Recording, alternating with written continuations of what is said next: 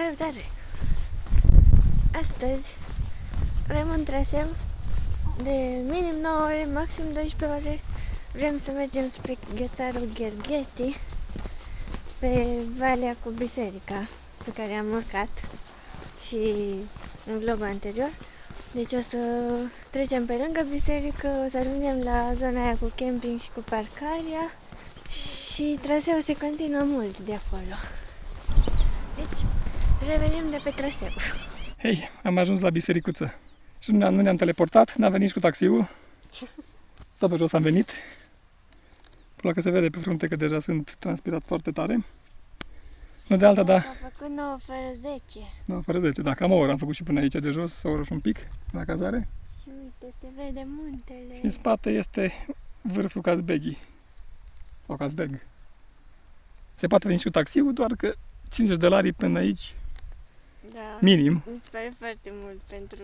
Adică vreo $20, 20 ceva de dolari pentru câțiva kilometri și 5 minute cu mașina. Și acum începe partea mai frumoasă, adică o să ne apropiem mai mult de vârf. Și mergem așa, fix pe coama aia care se vede acolo. Suntem la graniță cu Osetia, nu? Aproape, da. Aici nu e chiar așa aproape, la Gudauri, mai jos, un pic pe Murci. Acolo e cel mai aproape de, nu știu, 12 km, 15 față de granița cu zona separatistă, cum se zice, Osetia. Dacă ajungem la Ghețar, am ajunge la 3000 și cât? 300. 3300? Păi dacă ajung la o cabană, e o cabană la 3000. Gata, am ajuns sus. A fost o pantă mai abruptă aici. Prima de la biserică. Uite vârful. Oh, superb.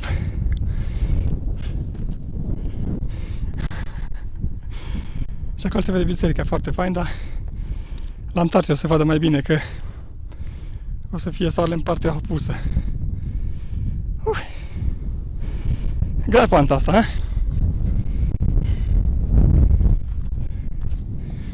Dar merită, uite ce priveliște.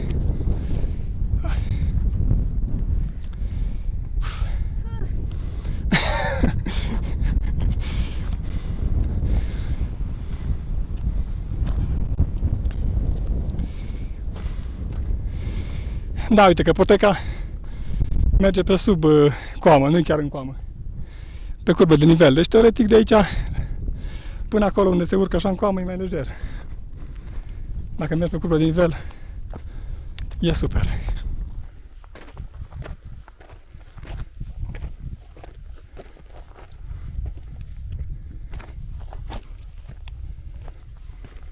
Aici se bifurcă drumul, poteca.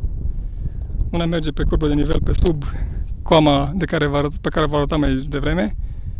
Și aici e o urcare care merge fix pe coamă, că sunt două poteci. La un dat se intersectează, dar ca să avem priveliște foarte frumoasă asupra vârfului și asupra ghețarilor din zonă, o să urcăm pe aici pe coamă și coborâm la întoarcere pe sub. De acord?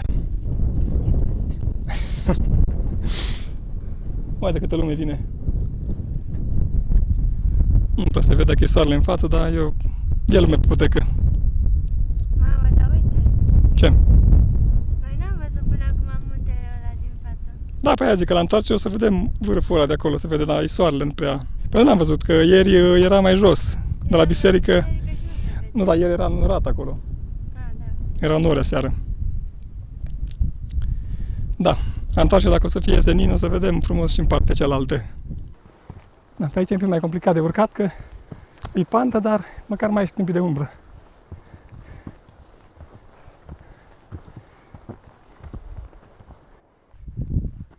Wow, superb! Merită efortul.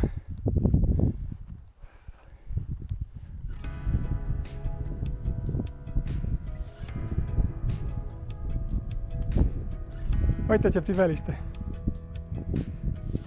Vezi, merită, nu?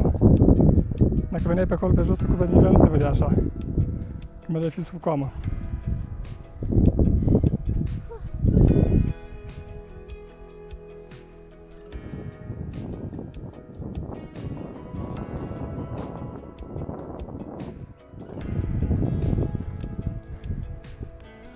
Wow, super! Se vede și Valea aici.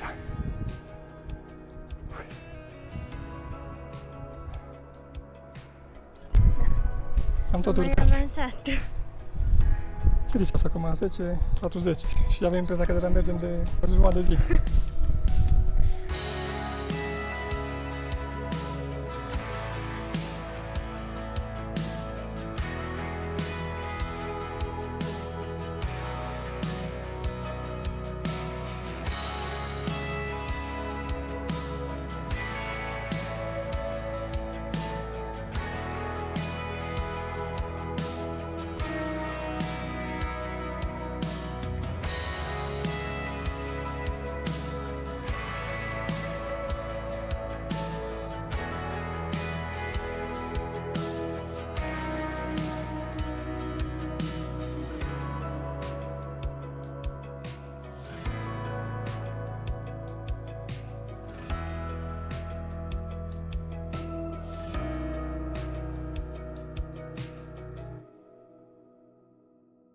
Am mai avansat. Da. Am mai Acum anunțat. urmează încă o porțiune mai abruptă. Era aici. Opa, scuze. Aici. Și după aia cred că o să se vadă un pic dinspre Ghețar sau dinspre... Pentru că noi am luat pe traseu care e un pic mai abrupt. Nu prea mai e nimeni pe aici. Cam toți merg pe partea aia din vale. Pentru că încercăm să facem circuit de câte ori avem ocazia. Da. E abrupt că urci, na, diferență de nivel, dar nu e nimic expus, merge așa Nu, nu. pe coamă, Nu, și dacă mergi- vorbă de nivel. Dacă mergi pe acolo prin vale e mult mai lejer. Adică Da. dacă vremea e ok și nu... Dar nu e nimic expus până acum, adică nu știu, poate pe acolo porțiunea Nu aia cred când o să că- trească să trecem pe râul ăsta, nu știu. Da, poate, dar nu... Deci poate să meargă și copii pe aici, lejer. Doar că e mare diferența de nivel, deci de la 1700 până la 3300, 1600 numai urcare. Da, dar nu trebuie urcat neapărat până la Ghețar. Sunt mulți oameni care urcă doar până pe aici, pe la punctele de belvedere și... Da, și vezi direct vârful Cazbeghi, Valea și Da. te întorci. Wow, se vede cabana. Ah, super. Deci, practic, acolo în depărtare e cabana, colim așa. Și după de acolo mai e până la Ghețar cam 30 de minute 45, conform traseului. Și în spate se vede satul și celelalte creste. Și de aia care încearcă să... A, uite! Hai că se vede cabana!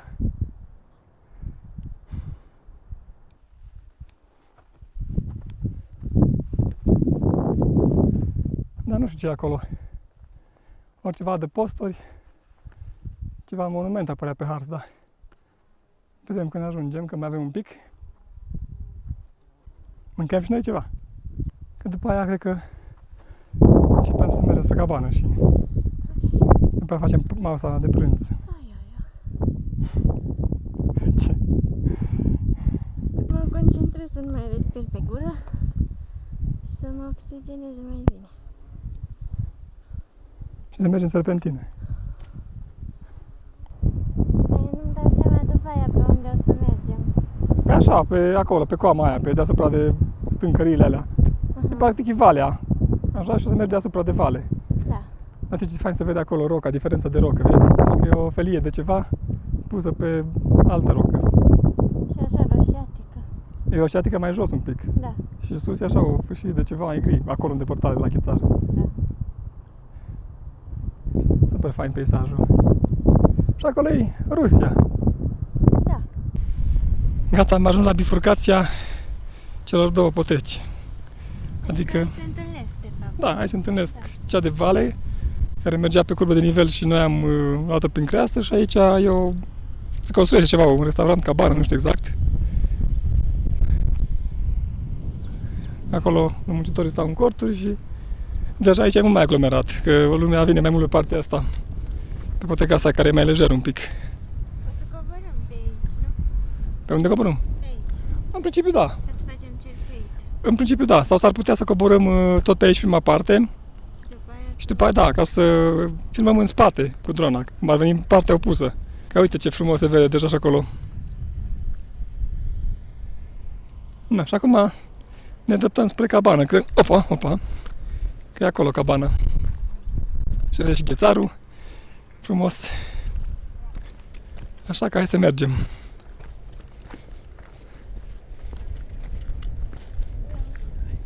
Hai.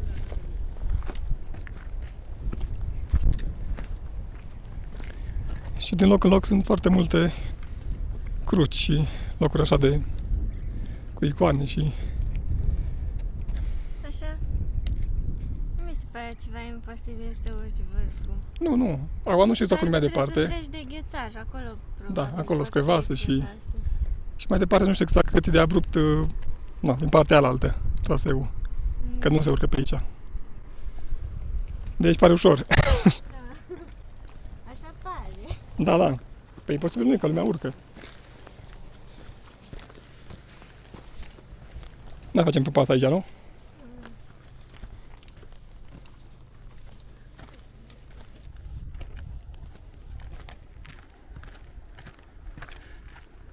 Mai și coborâm acum. Că am tot urcat și deja se simțea la mușchii de la gambe și de la, cum se numesc așa, spre genunchi.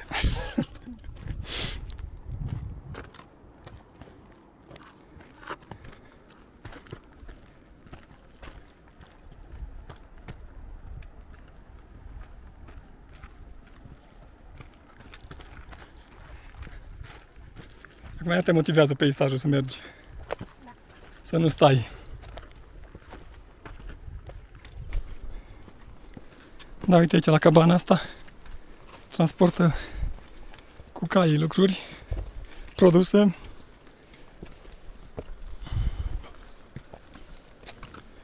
Altceva?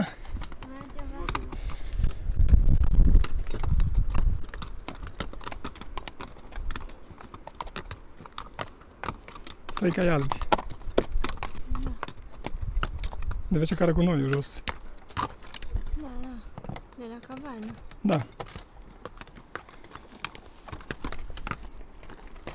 Și băiatul era de la pompier sau de la salvamont, cum ar veni. Da, scria pe tricou. Da, avea tricou de la de rescue. Da, nu știu, era de la pompieri. Acum nu știu, sigur, avea și șapcă, deci sigur era, că altfel nu le poate purta.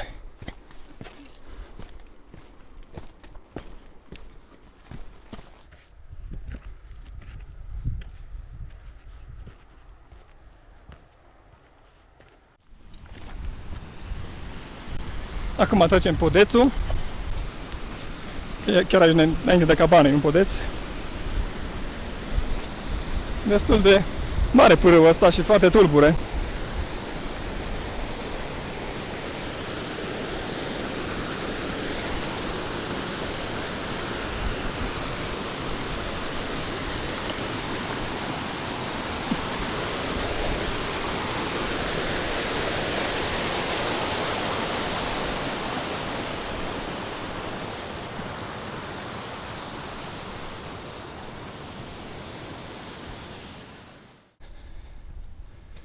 Și am ajuns la cabană, la Alpine Hut. Uite că se face și maraton aici în Kazbegi. A fost în septembrie anul trecut, 2022. Cabanul arată foarte drăguț. Și oricum de mare aș dori aici la altundea asta. Și acolo încă se mai construiește ceva. Lumea să-și cu cortul. Haide că am ajuns. Vezi, de la cabană priveliște la ghețar. Și sunt și paturi. Foarte drăguță cabană. Da, foarte fain aici. Și lumea are de mâncare. Cât e ceasul acum? 1 fără un sfert. Am întârziat.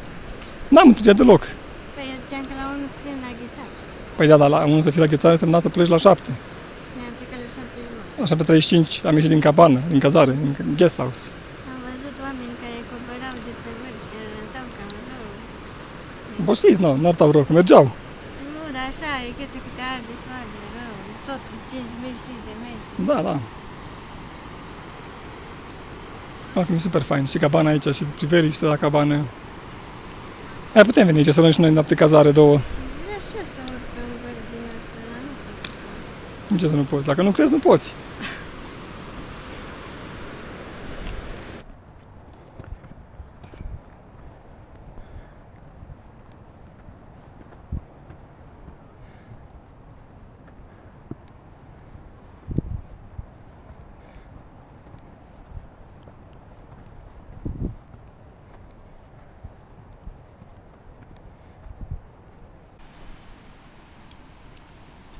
Uite, vezi, că sunt și mămâi aici. Deci mămâile sunt pietele astea în formă de piramidă, ca orientare pe vreme de ceață. Că oricum parcă nu l-am mai văzut, dar poate că e destul de clară, nu e problemă. Doar că dacă e ceață foarte deasă, hai că mai avem un pic. Deja se vede cascada. Nu m-am gândit că o să ajungem. Nu te-ai gândit? De ce? Am crezut că o să mă întorc de la jumătate, că o să-mi fie prea cald. Și acum e nor, nici nu se vede. Ah, ce bine. Nu se vede Casbegul. E un punct vamal, cred că, adică un loc de unde se controlează documente, văd că. Dar nu știu sigur, au uniforme. Dar tot s-au oprit și tot acte. Serios? Da, da. Pașapoarte la noi. Avem până plec fără. E și o cascadă acolo. Pe cascada Ghergheti Glacier, adică cascada Ghețarului. Da. Da, hai că nu o să filmez când ăsta, ca să nu avem emoții. Gata. Am ajuns mai sus. Nu ne-a cerut pașapoartele, nu m-a întrebat unde mergem și ne-am zis că mergem până la Înghețar doar și au zis că putem merge. Doar pe cei care au bagaj mare, care aveau rucsac mare, i-au oprit. Pentru că, na, se gândesc că poate trec în Federația Rusă ca să meargă pe vârf. Hai că încă panta mea avem și gata.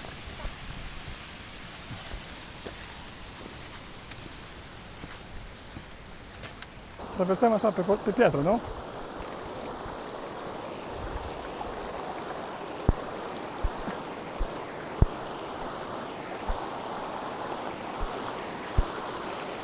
Și aici?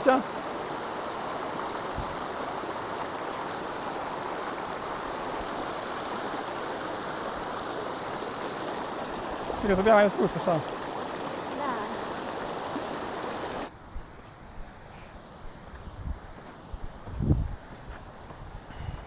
Gata, am ajuns la Ghețar.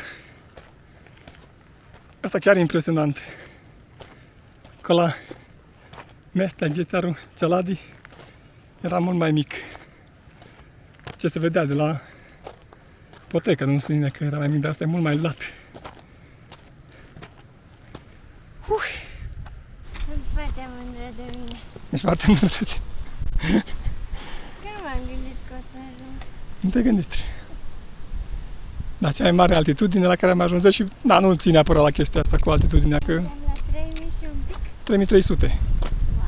și un pic e la cabana. E mult mai mare față de ăla din... Aia ziceam că e mult mai mare decât Celadi de la Da. Mestia. No, o să mai mergem un pic până acolo unde ajungem aproape de gheață și după aia ne oprim, facem pauză. Aici că facem și pauza de prânz, că e frumos, aici e umbră. Și mai stăm un pic, poate să ridică norii de pe vârf și poate avem noroc.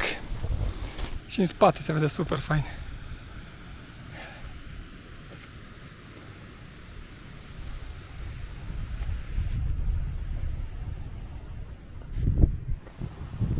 Superb!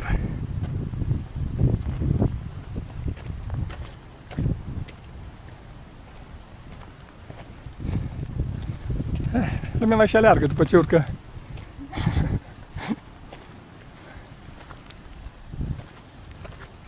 Dar chiar impresionant asta. Gata, suntem la baza Ghețarului, aici unde se poate ajunge, că el coboară. Unii urcă pe gheață mai sus, care merg mai departe, probabil. Văd că sunt echipați cu corzi, cu ăști. Hai că am ajuns. Cât e ceasul? 1:40. Deci 6 ore de la cazare pe când. Da. Foarte bine. Cu tot ce am stat Am cu niciodată așa înghețat. Nu, păi da, uite și acolo cum coboară așa.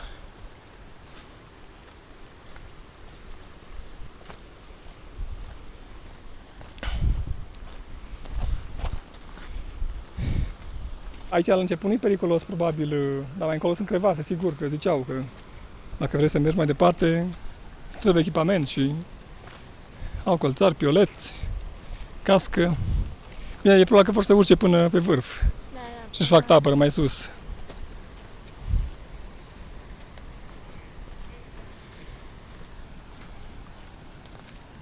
Super! Super fain! Chiar merită efortul, că e un pic de efort, nu e chiar o plimbare așa prin parc. Deloc. Dar merită. Opa! Numai bolovani aici, dacă nu mă uit la cameră, mai și patinez.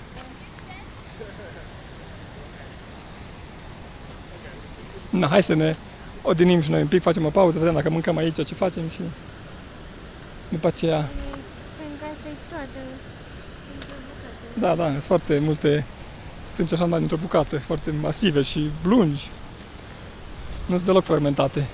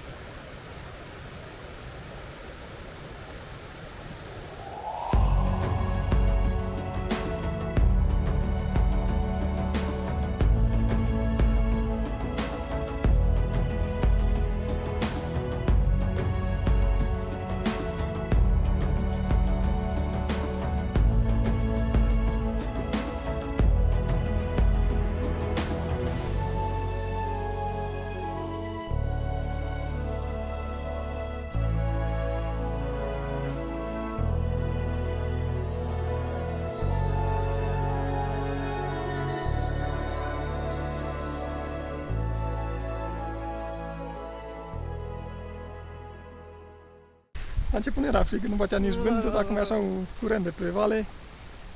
Și aici de la gheața asta. E foarte fain. Mă bucur că am venit aici. Și eu. E o grămadă care urcă acolo pe gheață. Da, da, păi am zis că e foarte mult pământ și probabil că nu e chiar atât de alnecos acum. Așa mergem, coborâm. Pauza de masă se mută mai jos. Că... Da, că e frig. Aici e baza ghețarului, unde se vede cum se scurge apa și e gheață. Gheață, gheață, se vede așa cum e translucidă. Acum e murdară, da? Uite aici. Se vede foarte bine. Și acolo se vede și mai bine. Și cum se scurge. Se vede așa un vuiet. Da, e impresionant. Și cerul e superb. Acum poate avem noroc să se mai ridice un pic norii. Dar acum pornim la vale că e rece aici la 3300 și un pic.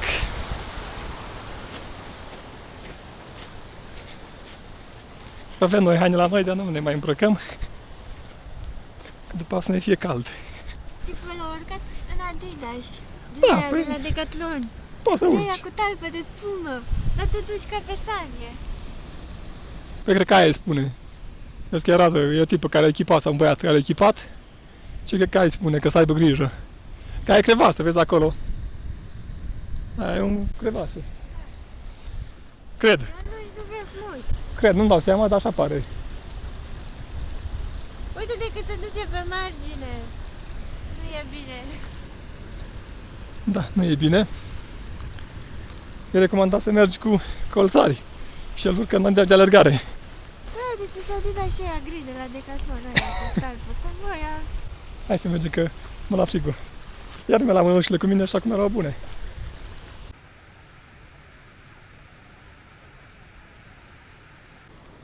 De acolo, din depărtare, venim de la baza ghețarului, să zic. Și el vine până aici.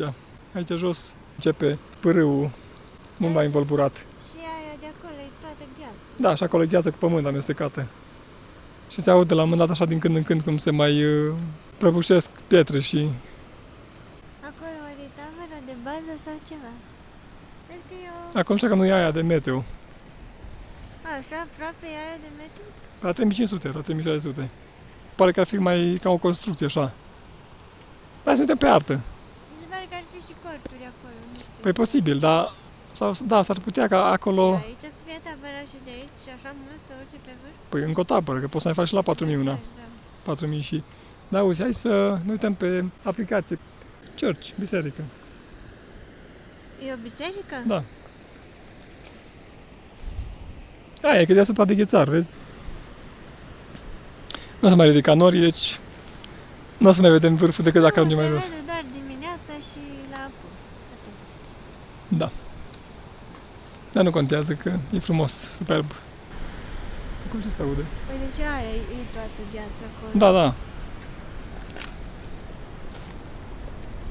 Acolo e băiatul ăla care coboară. Aia se auzea. A, dacă e acolo, nu vedem de aici.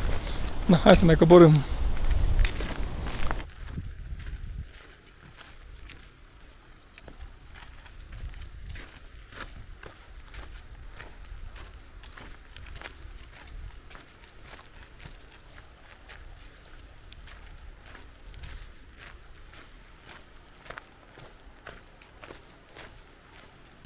Aici e cascada de la Ghețarul Ghergheti.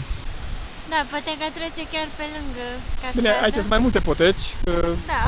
pe unde apuci, dar dacă vrei să fii pe la cascadă, iese potecă și acolo jos se vede râul foarte învolburat. Ăla e format de ghețar, practic. Da. A, da, și uite acolo se vede, vezi, Da, că e gheață. limba. Acolo, da. Limba ghețarului. Superb. Uite că se ridică norii de pe vârf. Vezi? S-ar putea dacă suntem la cabană să vedem vârful, da.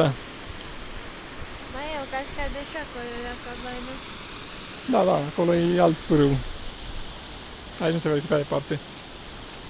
Se simte în genul, în mușchi, Da, e așa. încordați. Foarte tensionați, da.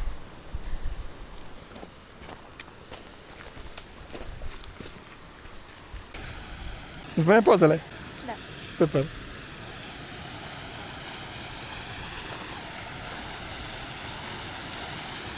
O altă cascadă. Și acolo se mai ridica noi de pe vârf, dar încă nu e complet. Ce fain e cerul așa norat un pic.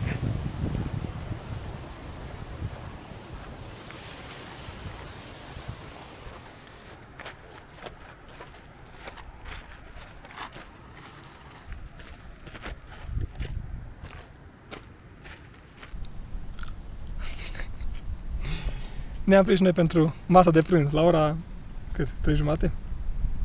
3:40 chiar. Da, ne-am lungit o seară acolo la Ghețar și pe traseu, că am zis că la 3 plecăm de la cabană și cabana aici jos la 3 minute. Deci brânza asta în Georgia e cea mai bună. Șulgonii.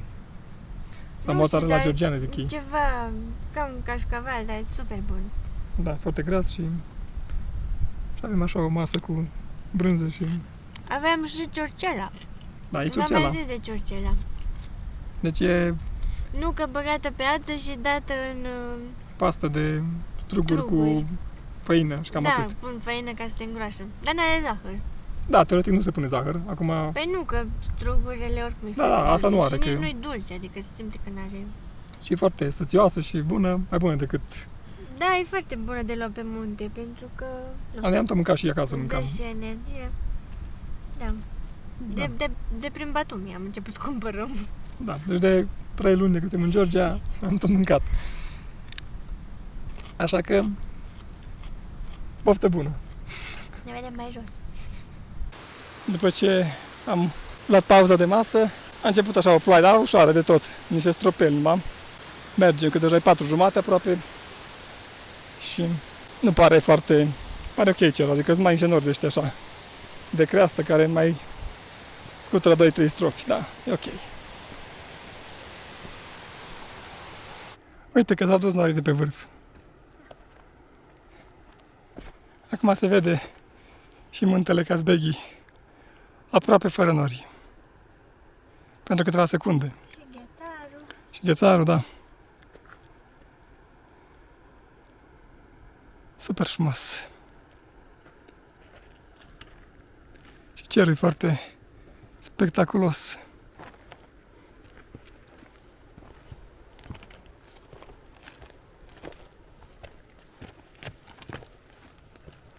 Am ajuns aici la bifurcație și deși e soare, în spate plouă.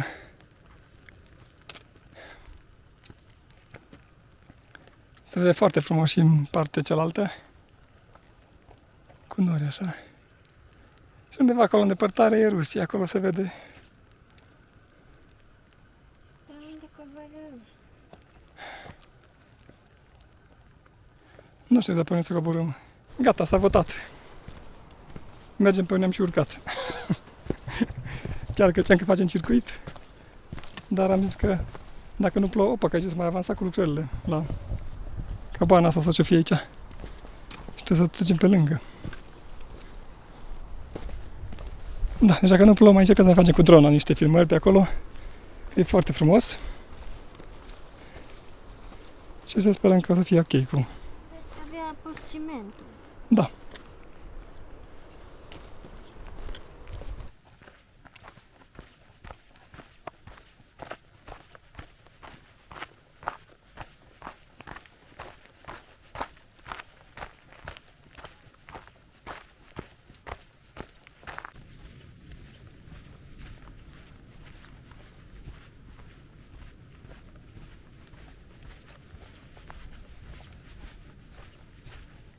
Gata, s-au risipit norii de pe vârf. Am zis eu că dimineața și l-a pus. Se vede Încă l-a vârful. pus, dar nu mai e, mai Da, e vreo oră e jumătate. ora 6. Mi se văd umbrele. Avem soarele în spate. Avem soarele, da, fix în spate. Acum coboară, deja nu mai e sus și... Un pic mai avem. Da, o aruncătură de băți până la biserică, numai vreo oră jumate. Da, până la biserică nu face o oră jumate. Nu? Nu. Mai primim noi, poate, mai filmăm cu drona, dacă... Da, păi ne-am tot oprit, am mai filmat, am mai mâncat, am mai stat. Păi, da, dacă e lumină până la 8 jumate și... Vremea e faină, de ce nu? Și așa, liniște, nu mai bate nici vântul.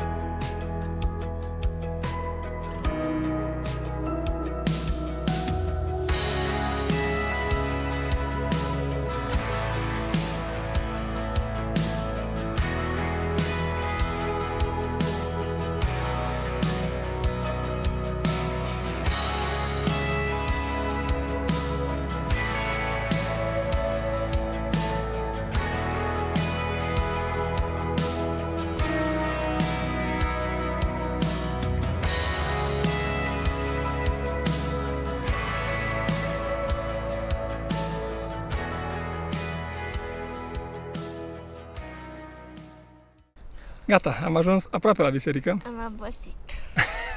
E acolo biserica? parcarea și acolo biserica. Exact. Deci mai avem vreo 10 minute până la bisericuță, Și vreo 40 până acasă. Da. E ora 7. Deci o să ajungem pe la 8 acasă, e bine? Da. A fost o zi superbă.